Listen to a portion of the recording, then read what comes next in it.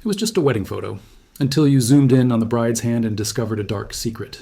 The afternoon light filtered through the tall windows of the Atlanta Historical Archive as Dr. Rebecca Morrison carefully examined a collection of early 20th century photographs donated by an anonymous estate. Among faded portraits and formal gatherings, one image stopped her cold, a wedding photograph from 1903. A white man in a dark three-piece suit sat rigidly beside a black woman in an elaborate white wedding gown. Their hands were clasped between them in what should have been a gesture of unity. Rebecca's 15 years as a historical archivist had taught her to notice anomalies.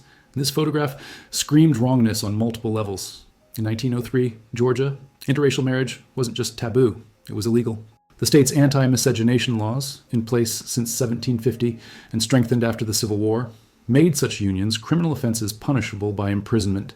Yet here was photographic evidence of what appeared to be exactly that. She marked the photograph for high-resolution scanning, unable to shake the unsettling feeling that gripped her. 2 weeks later, while reviewing the digital files, Rebecca systematically zoomed in on various details. The studio backdrop, the woman's jewelry, the man's stern expression. Then she focused on their joined hands.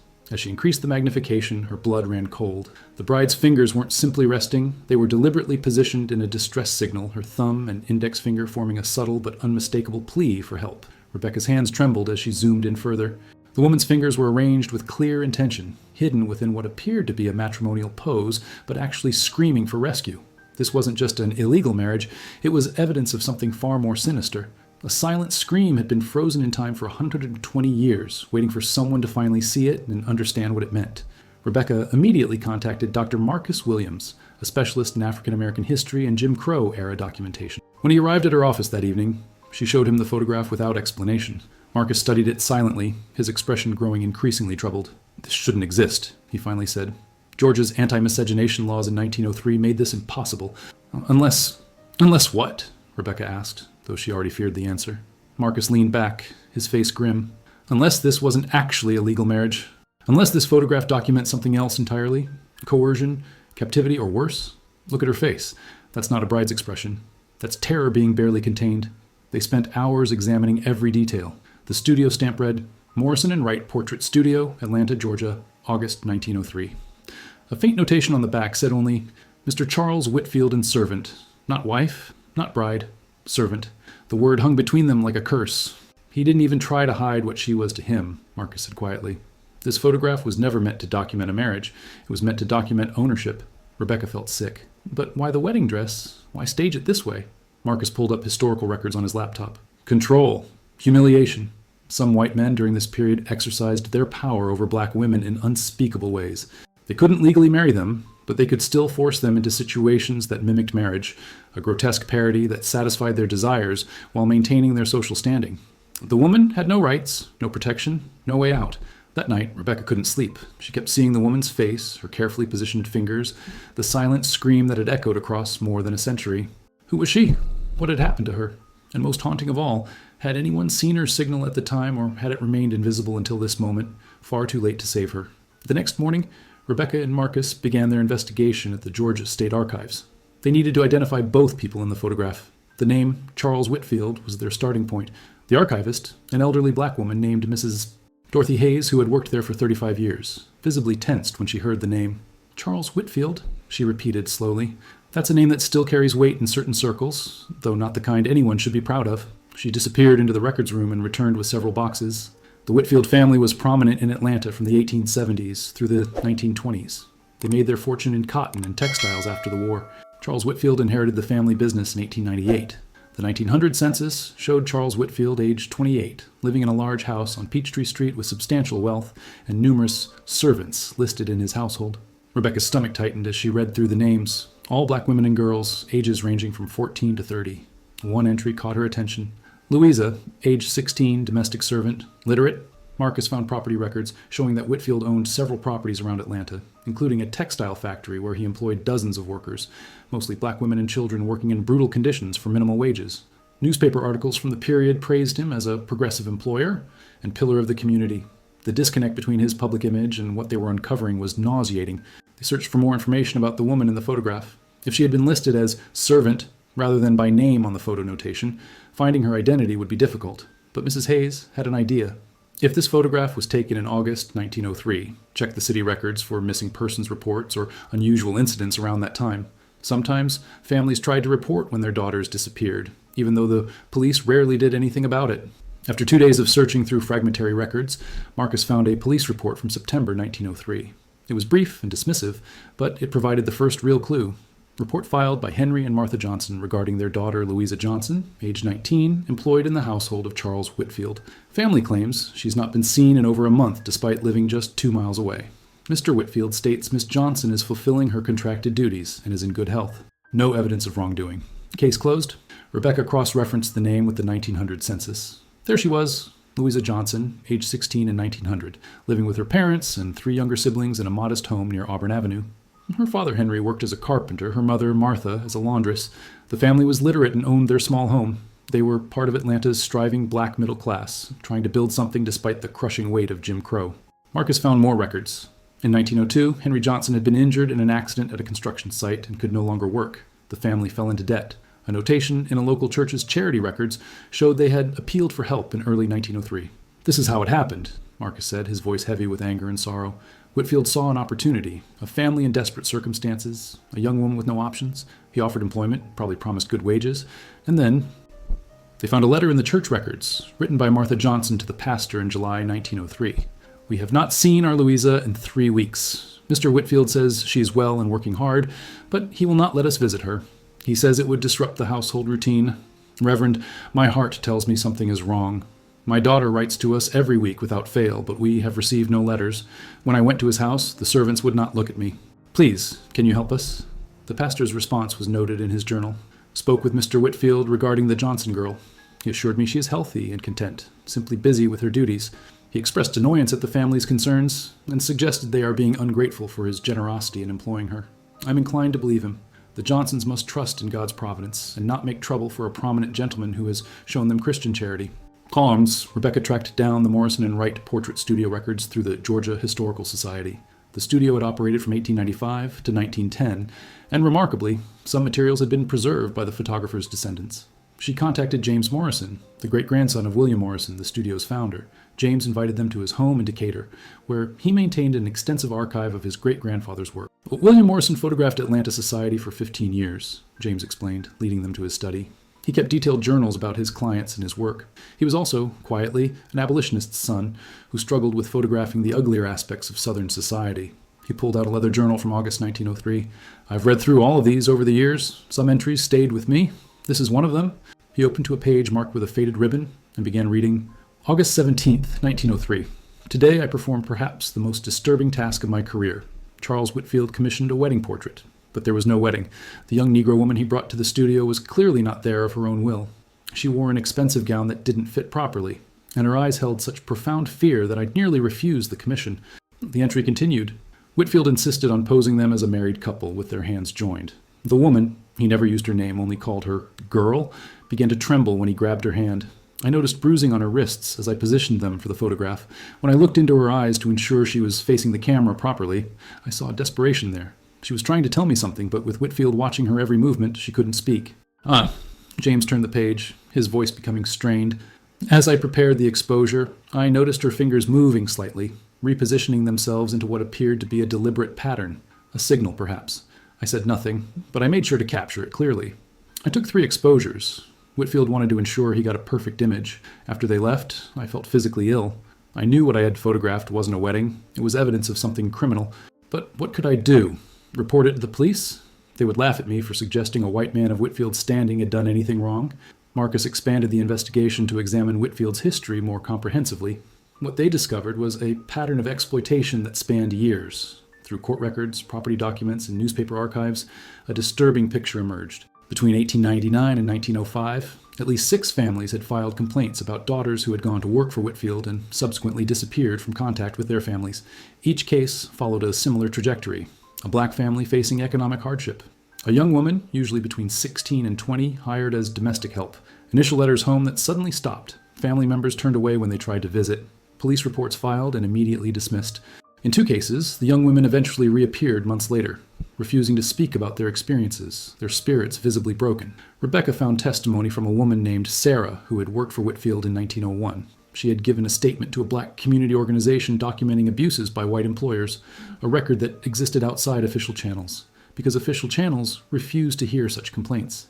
Mr. Whitfield kept 3 of us in the house, Sarah stated. We were never allowed to leave. He told us if we tried, he would have our families arrested for theft or our fathers lynched. He did whatever he wanted to us. We were his property in everything but name. The testimony continued. There was a girl there when I arrived. Couldn't have been more than 16. She was in a room on the 3rd floor, and we weren't allowed to speak to her. I heard her crying at night. After a few weeks, she disappeared. Mr. Whitfield said she had stolen from him and run away. But I knew better. She wouldn't have left. She was too afraid of what he would do to her family. I got out because my brother threatened to make noise, to go to the newspapers. Whitfield let me go rather than risk attention, but I know others weren't so fortunate. Marcus found records showing that Whitfield had connections to local law enforcement and city officials. He made regular donations to political campaigns and hosted social gatherings for Atlanta's elite. He had complete immunity, Marcus said bitterly. The system protected him, the police worked for him, the courts deferred to him, and black families had absolutely no recourse. Their daughters could be taken, abused, even killed, and there was nothing they could do about it. Despite the darkness of what they were uncovering, Rebecca remained focused on Louisa herself. The photograph showed more than victimization. It showed resistance. The hand signal captured forever in that image was an act of defiance, a refusal to let her captivity go unrecorded. She knew, Rebecca said, studying the photograph again. She knew that photograph might be the only evidence, so she left a message. Through Martha Johnson's letters to various organizations and churches, they traced the family's desperate attempts to find their daughter. In October 1903, Henry Johnson, despite his injuries, tried to force his way into Whitfield's house. He was arrested for trespassing and disturbing the peace, spending 2 weeks in jail. The incident made the newspapers, but the coverage was entirely sympathetic to Whitfield. Prominent businessmen harassed by deranged former employee's relative. Martha wrote to the NAACP's Atlanta chapter, newly formed in 1903. My daughter is being held against her will by Charles Whitfield. She came to his home as an employee and is now his prisoner. I have not seen her in 4 months. She would never abandon her family voluntarily. Please, someone must help us. We have exhausted every legal avenue, and no one will listen because we are Negro and he is white and wealthy. The NAACP responded, but their investigation hit the same walls. Their lawyer, a black man named Robert Foster, attempted to obtain a writ of habeas corpus. The judge refused to issue it, stating there was no evidence of illegal detention and suggesting the Johnson family was making wild accusations against a respected member of society in an attempt to extort money. Foster documented the case, but could go no further without risking his own safety and career. Then Marcus found something unexpected, a letter dated December 1903 from a white woman named Eleanor Hartwell, who had been Whitfield's neighbor. She wrote to her sister in Boston, "There is something deeply troubling happening next door. Charles Whitfield has a young Negro woman in his house, whom he claims is a servant, but the situation appears far more sinister. I have seen her only once, looking out from an upper window. Her face was bruised. I attempted to speak with her when Charles was away, but the other servants refused to let me in, clearly frightened. I am considering reporting this to someone, but I fear no one will believe me or care." The trail of Louisa's story went cold after December 1903, and Rebecca feared the worst. But then Marcus found something in an unexpected place, the records of the Freedmen's Hospital in Washington, D.C. In March 1904, a woman named Louisa had been admitted with severe injuries brought in by members of a black mutual aid society who had found her near the train station. The hospital records were sparse but revealing. Female patient, approximately 20 years of age, gave name as Louisa but refused surname. Multiple injuries in various stages of healing, including broken ribs, lacerations, and signs of prolonged physical abuse. Patient extremely traumatized and barely speaks. Exhibits profound fear of men, especially white men. Patient has indicated she escaped from somewhere in Georgia, but will not provide details, stating, "He will kill my family if I tell." Rebecca's heart raced as she read further. The hospital had contacted a local organization that helped escaped women, both those fleeing slavery's remnants and those fleeing abusive situations. A social worker named Catherine Wells had taken responsibility for Louisa's case. Her notes provided more context. This young woman has been through unimaginable trauma. She flinches at sudden movements and has nightmares that wake the entire ward. Over several weeks, she has gradually shared pieces of her story: forced captivity, repeated assaults, isolation from her family, and constant threats against her loved ones if she attempted to escape. Catherine's notes from April 1904 recorded Louisa's words, "I was trapped in that house for 8 months. He took everything from me: my freedom, my dignity, my connection to my family. The photograph he forced me to take wearing that white dress was the worst day. He wanted to pretend I was his wife, that I had chosen to be there. But I made sure to leave a message in that picture. I moved my fingers just so, a distress signal I had read about in a book. I didn't know if anyone would ever see it, but I needed to try. I needed there to be some evidence that I hadn't gone willingly." The records showed that Catherine had helped Louisa contact her family through carefully coded messages to avoid alerting Whitfield. In May 1904, Louisa's mother Martha received a letter. Mama, I am alive. I cannot tell you where I am, only that I am safe now and healing. The man who held me believes I am dead. Please let him continue to believe that. It is the only way to keep you and Father and my siblings safe. I will write again when I can. I love you. Your daughter. Marcus found the final piece of the puzzle in Atlanta newspaper archives from March 1904. A small article reported, "Fire at Whitfield residence claims life." Authorities report that a tragic fire occurred at the home of prominent businessman Charles Whitfield last evening. One servant perished in the blaze. Mr. Whitfield stated that the young Negro woman, whose name was not recorded, had been careless with cooking fire. The body was too badly burned for identification. The incident is considered a tragic accident. But a black newspaper, the Atlanta Independent, told a different story in a carefully worded article. Sources within the Negro community report that the servant, who allegedly died in the recent fire at the Whitfield home, had in fact escaped weeks earlier. Several witnesses report seeing a young woman matching her description fleeing the property in February. The fire appears to have been deliberately set to obscure the fact of her escape and to intimidate other potential witnesses. Police have declined to investigate further. Louisa had escaped, and Whitfield had covered it up by claiming she died in a fire. He couldn't admit she had gotten away without revealing the truth of her captivity. He had to maintain his facade of respectability, so he created a fictional death and moved on. For the Johnson family, this meant they could never publicly acknowledge their daughter was alive without putting her in danger. Rebecca and Marcus found letters between Martha Johnson and Catherine Wells spanning years. Catherine had helped Louisa build a new life in Washington, D.C., under an assumed name. She found work as a seamstress and later trained as a nurse. She married a kind man named Edward, a postal worker in 1908. They had 4 children, but Louisa never returned to Atlanta, and her parents had to pretend their daughter was dead to protect her. Marcus discovered that Louisa kept the story alive in her own way. In 1925, she gave testimony to a commission investigating racial violence and exploitation in the South. She didn't use her real name, but she told her story. "I was 19 when a white man took me from my family and held me captive for 8 months. He could do this because the law didn't protect people who looked like me. He knew no one would believe me if I spoke. He knew my family had no power to save me. But I survived. And I want my story on record so that someday, when the world is ready to hear it, people will know what happened to women like me." Rebecca and Marcus spent 6 months compiling their research into a comprehensive historical documentation. They traced Louisa's descendants through Washington, D.C. records and found her great-granddaughter, a woman named Dr. Michelle Foster, who taught African American history at Howard University. When Rebecca called her, Michelle's response was immediate and emotional. "We've been waiting for someone to find this story." They met at Michelle's home, where she had preserved everything Louisa had left behind. "My great-grandmother lived until 1978, Michelle explained. "She was 94 years old, and she never forgot what happened in Atlanta. She told us the story when we were old enough to understand. She made us promise to preserve it, to make sure it wasn't forgotten. She said, 'Someday, someone will find that photograph, and when they do, I want them to know the whole truth.'" Michelle showed them Louisa's personal papers, including a journal she had kept in her later years. One entry read, "I have lived a good life in spite of what was done to me. I raised 4 beautiful children. I helped bring dozens of babies into the world as a nurse. I loved and was loved, but I never forgot those 8 months, and I never forgot my parents' anguish. That photograph exists somewhere, with my silent scream frozen in it. I pray that one day someone will see it and understand. I pray that my story will help people recognize how many women suffered in silence, trapped by laws that denied our humanity in a society that refused to see our pain."